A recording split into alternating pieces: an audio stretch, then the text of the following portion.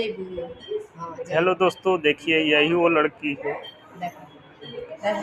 जिसके पीछे मैंने सारा रात सोया नहीं। इसी लड़की को जो दुर्दशा है ना, बहुत बुरा स्थिति है। इसका पैर दोनों काम नहीं कर रहा है, कमर से आधे नीचे का हिस्सा कोई काम नहीं कर रहा है। इसका हाथ जो है ये भी काम नहीं कर रहा है। कुछ लोग कहते हैं कि प्रेमी ऐसा है वैसा नहीं, लेकिन कुछ भी नहीं। इस बच्चे के पीछे मैंने सारी रात सोया नहीं। जब मैंने लाइव चला रहा था तो इसी बच्चे के बारे में बात कर रहा था, और इनकी जो ये माँ है। आप लोग विनती कीजिए, भगवान से दुआ कीजिए कि ये बच्ची सही हो जाए। जय माता दी, सबको राम राम प्रणाम।